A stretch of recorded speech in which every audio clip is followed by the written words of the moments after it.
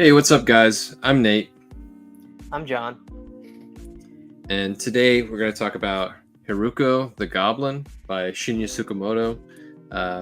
It was released in 1991, I want to say. Um, so this this was both of our first time watching this. Yes. So John, I'll let you go first if you'd like. Sure thing. The first thing I'll mention about this movie was the score. I mean, just overall, it was fantastic. I mean, the use of the camera work with the music, the swells when it dies down, it's just then there's funny moments in the music where it kind of goes fast paced and it came out of nowhere and it was wonderful. I mean, the music in this movie was incredible from the beginning shots. It opens on our main character. I think his name is Haida, I think so. I Yeah. believe, and he's a disgraced archaeologist who believes that maybe there's more going on in the world. There's something paranormal maybe going on, and his colleagues think he's a bit of a loon for it. Yeah, for sure. The So yeah, I forget how it comes about, but basically he winds up at the school with, was it? I want to say it was one of his friend's kid, right?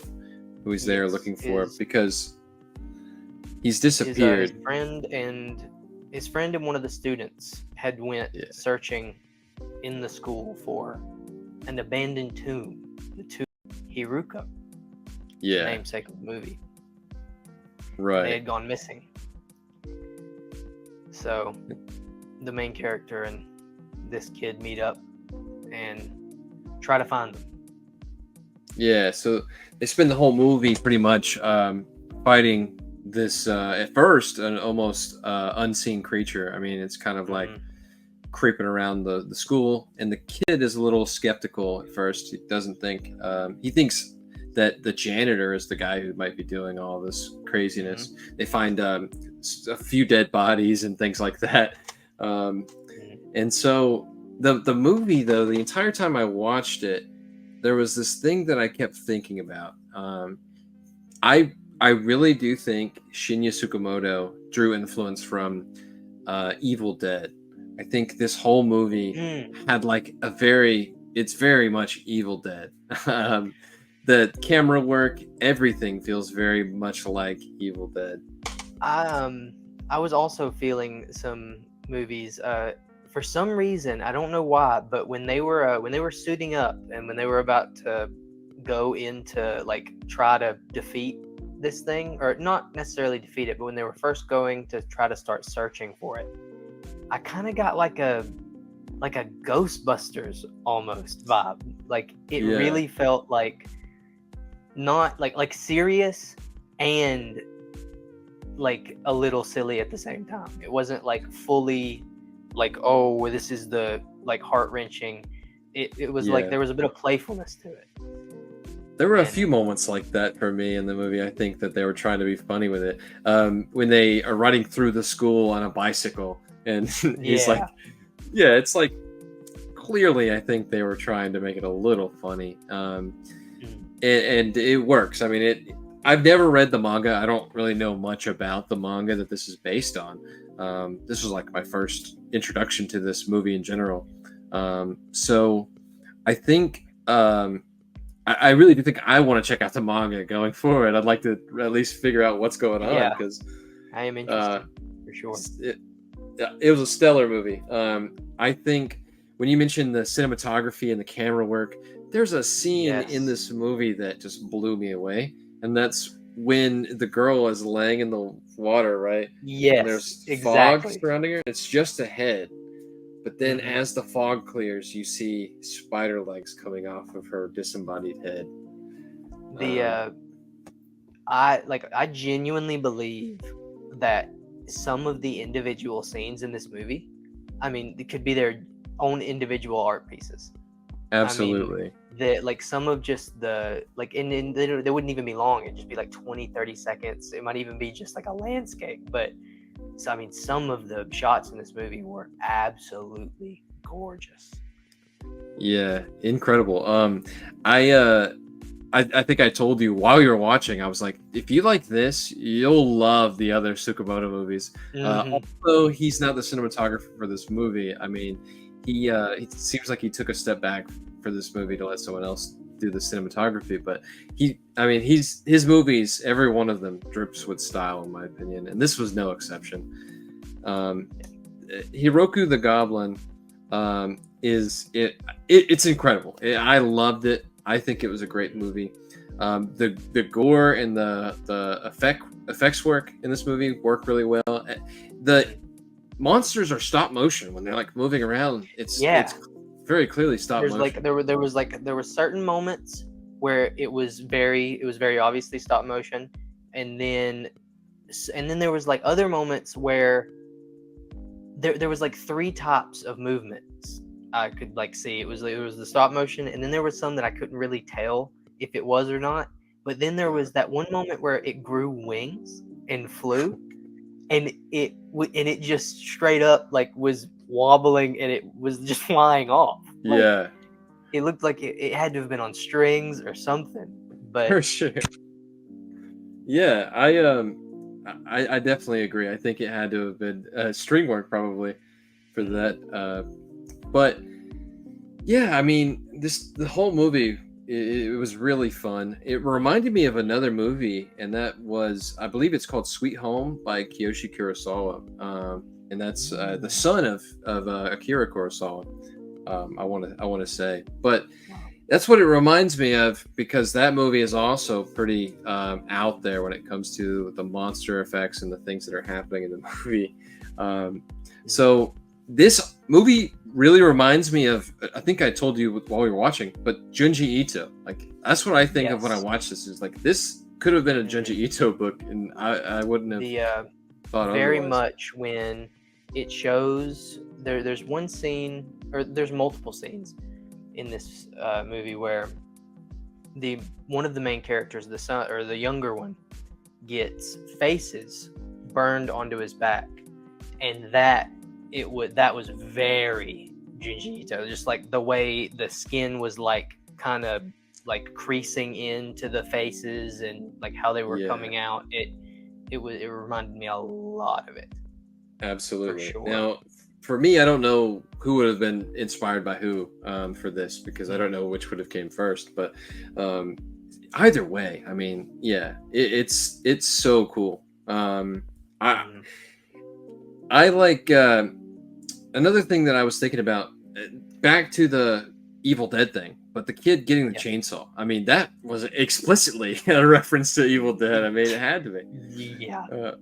So the only thing is, he didn't say groovy. If only he said groovy when he got the chainsaw. If that would have been, I think maybe that would have been a little too on the nose. Absolutely. But either way, Hiruko the Goblin, for me, I'll go ahead and give my score. I would rate this movie a 4.5 out of 5. So I wanted to give it a 5, I really do. But when I compare it to Shinya Tsukamoto's other work, Bullet Ballet and Tokyo Fist like hold higher for me. I gave those a solid 5 each. So I would have to put this a peg below. Now, I put this on the same level as Tetsuo the Iron Man, which is also a 4.5 out of 5 for me. At the time of this video. So I would give it 4.5 spider heads out of 5. Yes. So this is my first. I haven't seen the name enough. I can't. No, you're good. Shinya Tsukamoto. Yeah. Yes, this is my first one of his movies that I've seen, and I think that may influence the rating, but for me, I did give this 5 out of 5 spider heads. Wow. I enjoyed this movie so much. I mean, the use of color in this movie, because there was maybe like five colors in the whole movie. Like, it was like blue, gold, white, black, and like gray, and that was it. And it just, the way they used it in lighting, in clothes, I loved it a lot. And also it felt like the way it was paced, it had such good pacing that I never felt like I was like dragging on or like waiting for something to happen. It was always a problem arises, rising tension, some sort of climax, a new problem. Like, it always went like that. It felt like I was genuinely watching a play with like the music fade ins and the music fade outs. Like, it felt like a play or like a folk tale put on screen. Oh, absolutely, for sure. I think there were a couple times in the movie where, when we watched it, I was like, I think we had to pause it like maybe 45 minutes in, and I was like, wow, we're 45 minutes in? Like, I feel like the movie just started. It just flew by, because it was just so much happening. It was so action paced, action packed. There was just so much, and that's what I like about movies. It's like you get sucked in, and you're just like, it drags you for the ride, takes you for the ride. So exactly, the best movies seem like they're 15 minutes long. Absolutely. And it's, I mean, that is genuinely the truth. Like, there's some movies that are 45 minutes and can feel 2 hours, but this one was 90 minutes, and it felt like 40. It zoomed. Right. But I would definitely give it a second watch. I'd watch it 10 times. Like, I love this movie. I highly recommend I think it's called Sweet Home. But that I would, it's on YouTube as well. Or it's on YouTube, not as well, but it's on YouTube.